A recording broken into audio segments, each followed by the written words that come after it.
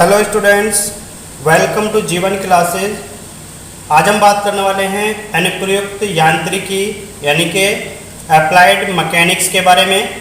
और applied mechanics में हमने यूनिट फर्स्ट और यूनिट सेकंड के कुछ टॉपिक कंप्लीट कर लिए थे। आज की इस वीडियो में हम स्टार्ट करेंगे बलों के बहुभुज नियम से। लास्ट वीडियो में हमने बलों के त्रिभुज नियम को देख लिया था। आज की वीडियो में पॉलीगन लॉ ऑफ फोर्सेस बलों के बहुभुज नियम को देखेंगे और इससे आने वाली जो थ्योरम्स हैं जैसे लामिस थ्योरम उसको भी हम इस वीडियो में देखने वाले हैं। सो फ्रेंड्स, जैसा कि आप सभी जानते हैं कि यूनिवर्सिटी द्वारा ऑब्जेक्टिव क्वेश्चंस कराने का नोटिस निकला हुआ है।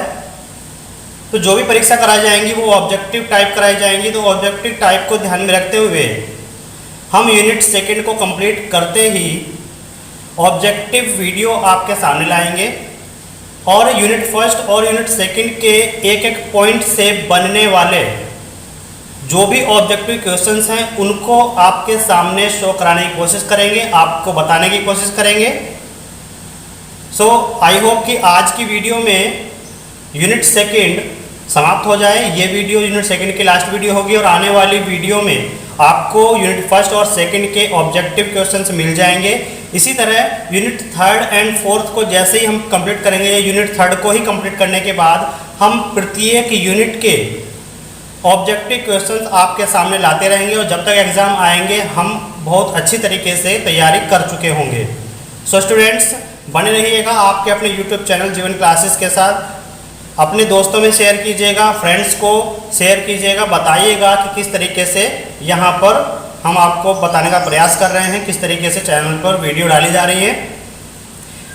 तो स्टार्ट करते हैं आज की वीडियो बलों के बहुभुज नियम से। बलों का बहुभुज नियम क्या कहता है? According to this law, if some forces acting at a point can be represented by the sides of a closed polygon in magnitude and direction, then all those forces will be in equilibrium.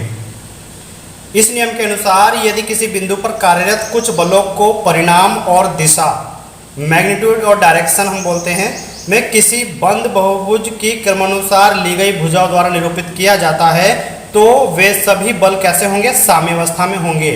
According to this law, if some forces acting at a point can be represented by the side of a close polygon in magnitude and direction, then all those forces will be in equilibrium.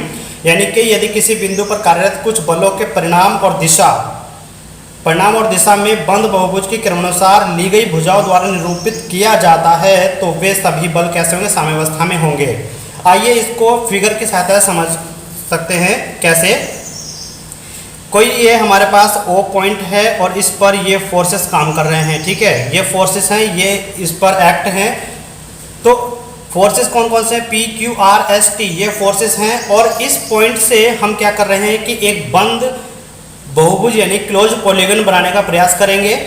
तो अगर ये forces closed polygon के क्रमानुसार भुजाओं में निरूपित हो जाते हैं तो ये जो है एक साम्यावस्था में कहलाएंगे, ठीक है। तो यहाँ से हम देखते हैं कि देखिएगा जो P है, ठीक है, उसने बात की है कि जो भी फोर्सेस होंगे वो मैग्नीट्यूड और डायरेक्शन दोनों ही शो करेंगे, ठीक। तो इसमें हम क्या करते हैं कि देखिएगा जो हमारे पास फोर्स है P वो इस डायरेक्शन में है तो हमने इस डायरेक्शन में इसको बना दिया, ठीक है। यहाँ से हमने स्टार्ट किया, हमने इस डायरेक्शन में इसको बनाया, ठीक है। अब बात करते हैं Q। तो Q को हमने इस डायरेक्शन में यहाँ पे बनाया। देखिएगा R को बिल्कुल इसी डायरेक्शन में हम यहाँ पर बनाएंगे और S को हमने यहाँ पर शो किया और T को हमने यहाँ पर शो किया। बिल्कुल इसी तरीके से हम यहाँ पर शो करते जा रहे हैं। तो हमने मैग्नीट्यूड और डायरेक्शन को ध्यान में रखते हुए जब हमने ये इसको अरेंज किया तो हमारे पास एक बंद बहुभुज यानी कि क्लोज पॉलीगन का निर्माण होता है। तो यहाँ पर A, B, C, अगर हम A और C को मिला दें तो हमें ये एक ट्रायंगल मिलता है। तो देखिएगा सदिश योग विधि से जब हम इसको करते हैं तो सदिश योग विधि से किस तरीके से हम इसको समझ सकते हैं। देखिए यहाँ पर अगर A और C को हम मिला दें तो हमारे पास क्या होता है कि ये एक विकर्ण का काम करता है, रिजल्टेंट का काम करता है। और रिजल्टेंट क्या होता है? इन दोनों भुजाओं का वर्ग होता है। यही वेक्टर रूप है जो हम उस वेक्टर को ऐड करते हैं, ठीक है। वेक्टर को ऐड करने का यही तरीका है। तो सदिश योग से जब हम इसको सॉल्व करेंगे तो कैसे होगा? AB plus B C, A B plus B C किसके बराबर हो जाएगा, ये होता है हमारे पास ए सी के बराबर, तो हमने ये लिख दिया। ठीक है, नेक्स्ट में हम क्या देखेंगे, अब इसको हम हटा देंगे तो ये और ये होगा। ठीक है, तो ये क्या है, ए सी और सी डी, ए सी प्लस सी डी किसके बराबर हो जाएगा, ए डी के बराबर होगा। अब ए डी और डी ई जो है, ए डी और डी ई किसके बराबर होगा, वो ए ई के बराबर हो जाएगा।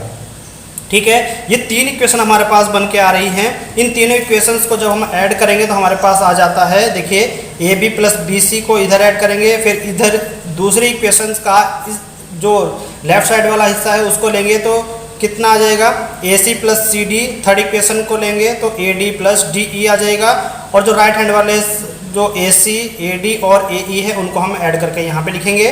तो देखिएगा यहाँ से क्या होगा, ए सी से ए सी कैंसिल आउट होगा और ए डी से ए डी कैंसिल आउट हो रहा है, तो यहाँ पर बचता है A B plus B C, C D plus D E बचता है, और इधर केवल ए ई बचेगा।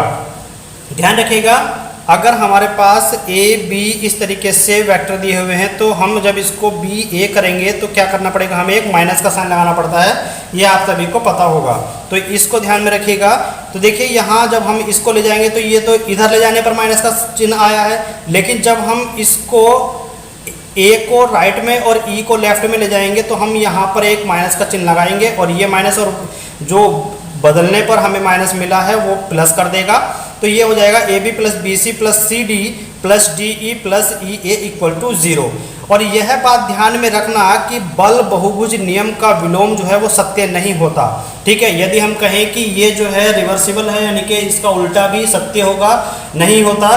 तो ये इसने क्या किया कि किसी बिंदु पर अगर कुछ बल कार्य कर रहे हो तो उनका परिणाम और दिशा किसी बंद बहुभुज का अगर निर्माण करते हैं तो वे जो है साम्यावस्था में होंगे। तो यहाँ पर साम्यावस्था मिल जाती है, यानी कि अगर हम इन सभी वेक्टर का जो वेक्टर सम करेंगे तो वो कितना मिलता है, हमें 0 मिल जाता है। तो लेकिन ये बात ध्यान रखने वाली है कि बल बहुभुज नियम का जो विलोम है वो सत्य नहीं होता। वो ऐसा नहीं है कि ये 0 मिला तो इसका रिवर्स भी 0 मिलेगा, ऐसा नहीं है। क्लियर है। अब बात करते हैं नेक्स्ट टॉपिक की। नेक्स्ट टॉपिक है हमारे पास free body diagram. Free body diagram सबसे ज़्यादा पूछे जाने वाला टॉपिक, एग्जाम में सबसे ज़्यादा क्वेश्चंस यहाँ से बनते हैं, न्यूमेरिकल यहाँ से सबसे ज़्यादा बनते हैं, थ्योरेटिकल क्वेश्चंस यहाँ से सबसे ज़्यादा बन सकते हैं, और कंसेप्ट तो इसमें बहुत ही ज़्यादा है। तो फ्री बॉडी डायग्राम को समझ लीजिएगा, ये आपको हर क्वेश्चन को करने में हेल्पफुल होगा। तो फ्री बॉडी डायग्राम क्या होता है? A free body diagram is a sketch of body of interest and the forces acting on a body.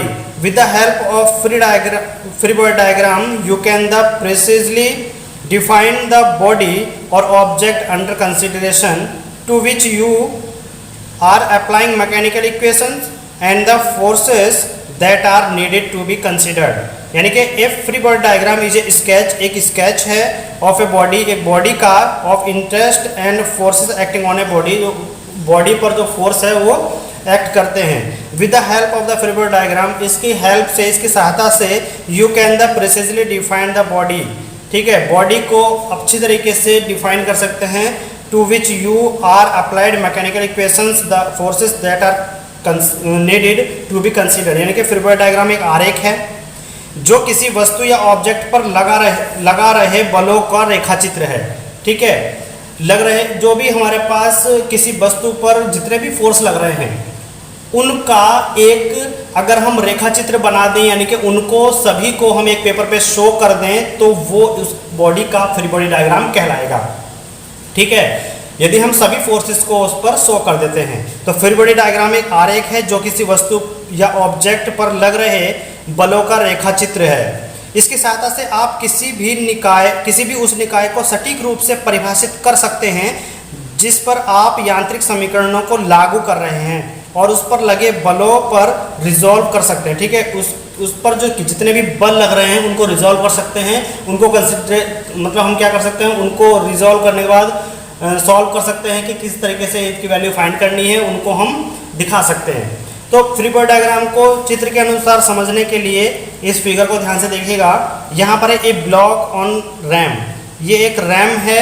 ठीक है, यानी कि एक ढलान है, उस पर ये एम भार रखा हुआ है, ब्लॉक रखा हुआ है एम भार का। तो जब हम इसका फ्री बॉडी डायग्राम बनाएंगे तो देखो हमें इस पर लगने वाली टोटल फोर्स को शो कराना होगा। तो सबसे पहले देखिएगा इसमें एक वजन भी होगा, ठीक है, इसमें कुछ वजन भी होगा। तो हम जानते हैं कि क्या होता है, W = mg होता है, ठीक है। तो जो इसका भार होगा वो क्या है, वो यहाँ पर शो करेगा।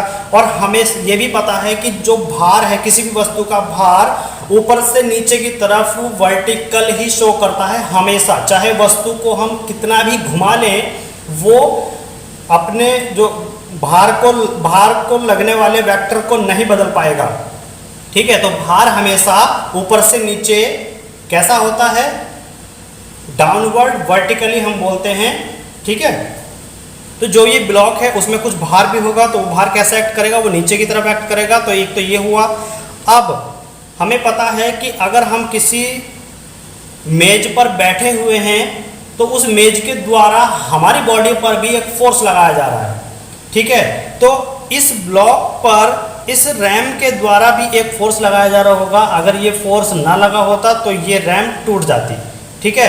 तो जहां पर भी ये टच होगा, ध्यान रखिएगा, एक कंसेप्ट है, ध्यान रखने वाली बात है कि जहां पर भी जो बॉडी टच होगी वहां से एक रिएक्शन निकलेगी, ठीक है, और बॉडी की तरफ को निकलती है। देखिएगा यहाँ पर ये बॉडी है, ठीक है, ये रैम है, तो ये इससे टच है, तो इससे ऊपर की ओर एक बल लगेगा, यानी कि इसको रोकने का प्रयास करें जैसे कि अंदर ना धंसे, तो एक रिएक्शन काम करेगी जो हमने यहाँ पर शो कराई है।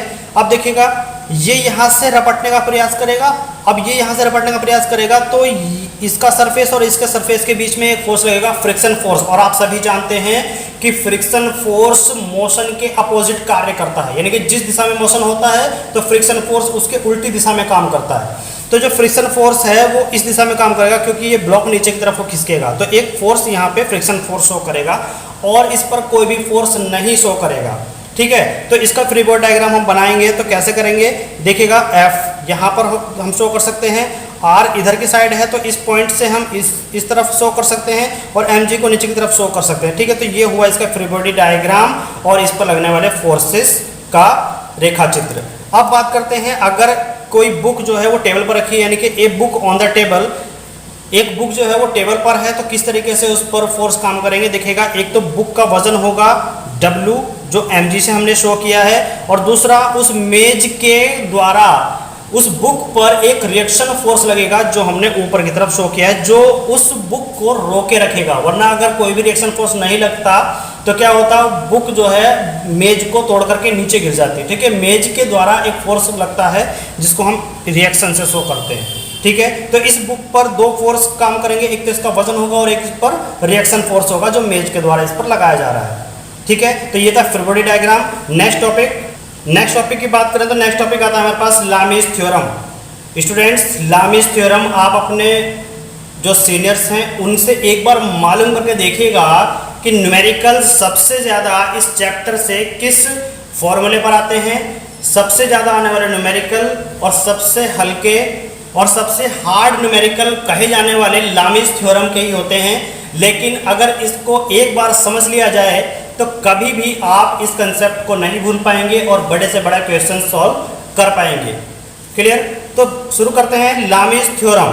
तो लामीज थ्योरम होती क्या है, देखिएगा ध्यान से समझ लीजिएगा, एक भी क्वेश्चन नहीं रुक पाएगा। लामीज थ्योरम क्या कहती है कि when three forces acting at a point are in equilibrium then each forces is proportional to sine of the angle between the other two forces.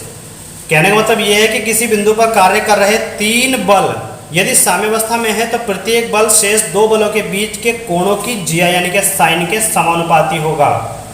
एक बार फिर समझ लीजिए, Lami's theorem states that when three forces acting at a point, जब तीन forces एक point पर काम कर रहे हो, ठीक है, आर इन इक्विलिब्रियम, साम्यावस्था में हो, then each forces is proportional to sine of the angle between the other two forces. तो क्या होगा कि शेष दो बलों के बीच में जो भी कोण बना हुआ है वो साइन के यानी कि जिया के समानुपाती होगा।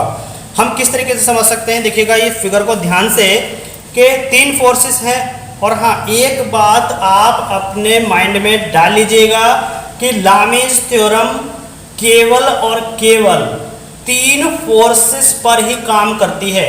अगर किसी पॉइंट पर 4 फोर्सेस लगे हुए हैं तो लामीज थ्योरम काम नहीं करेगी, 2 फोर्सेस लगे हुए हैं तो लामी थ्योरम काम नहीं करेगी, यह केवल 3 फोर्सेस पर ही काम करती है। तो यहाँ पर एक फिगर दिया हुआ है, किसी पॉइंट पर 3 फोर्सेस हैं P, Q, R। तो जब भी अगर 3 फोर्सेस आपको दिखाई दें, तो 3 फोर्सेस आपको दिखाई दें तो तभी आप समझ जाना अपने माइंड में कि लामीज थ्योरम यहाँ पर अप्लाई कर सकते हैं। लेकिन 2 फोर्सेस या 4 फोर्सेस पर हम लामीज थ्योरम को अप्लाई नहीं कर सकते, यानी कि 3 फोर्सेस के अलावा कितने भी फोर्स लगे हुए हों हम उस पर लामीज थ्योरम नहीं अप्लाई कर सकते। तो यहाँ पर 3 फोर्सेस हैं, तो अपने माइंड में तुरंत लाइए कि लामीज थ्योरम को अप्लाई कर सकते हैं।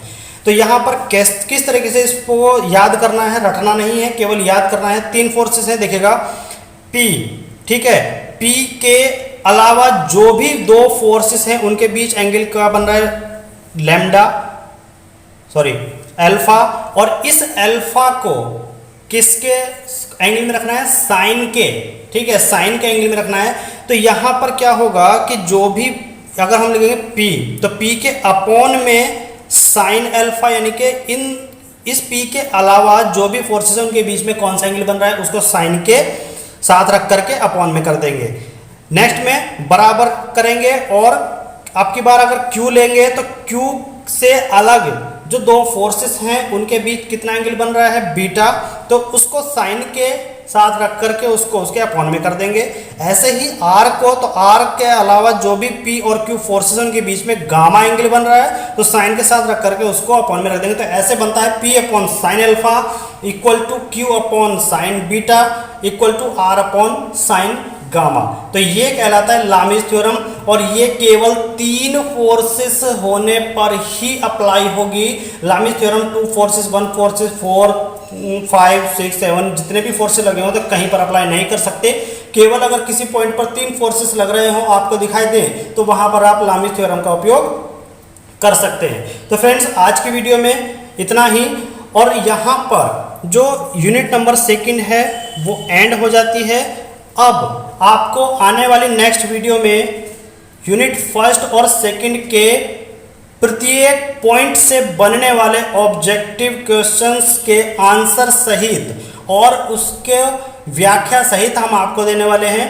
तो आने वाली वीडियो को प्राप्त करने के लिए आप सभी चैनल को सब्सक्राइब करके रखिएगा, बेल आइकन को प्रेस करके रखिएगा, जिससे कि आपको नोटिफिकेशन मिलता रहे, और वीडियो को शेयर कीजिएगा, वीडियो को लाइक जरूर कीजिएगा, जिससे कि हमारा मनोबल बढ़ता रहे और हम आपको अच्छे से अच्छा कंटेंट प्रोवाइड कराने का प्रयास करें। तो फ्रेंड्स वीडियो को शेयर जरूर कीजिएगा, लाइक जरूर कीजिएगा। आपका एक लाइक करने में, एक शेयर करने में कुछ नहीं जाएगा, आपको और भी बेस्ट कंटेंट देने का प्रयास करेंगे। और फ्रेंड्स आपको पता ही होगा, जब हमने पिछले सेमेस्टर के जो लास्ट सेमेस्टर हुआ है उस सेमेस्टर के एग्ज़ाम से ठीक पहले चैनल को स्टार्ट किया था, तो आपका इतना अच्छा रेस्पॉन्स हमें मिला, इतना अच्छा सपोर्ट हमें मिला कि आपका सभी का धन्यवाद, थैंक यू।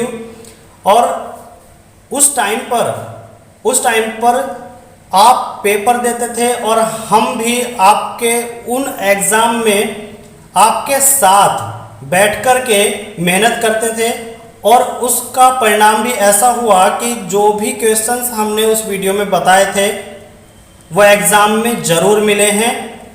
जिससे जैसा कि आपको सभी को पता होगा कि जो भी उस टाइम पर वीडियो देखे हैं उनको ये पता होगा, अच्छी तरीके से पता होगा। सो फ्रेंड्स अब की बार इस एग्ज़ाम में भी हम इसी तरीके से कंटेंट प्रोवाइड कराने का प्रयास करेंगे, आपके साथ फुल मेहनत करेंगे यदि आपका सपोर्ट मिलता रहे। Thanks for watching. जल्द ही मिलते हैं नेक्स्ट वीडियो में ऑब्जेक्टिव क्वेश्चंस के साथ।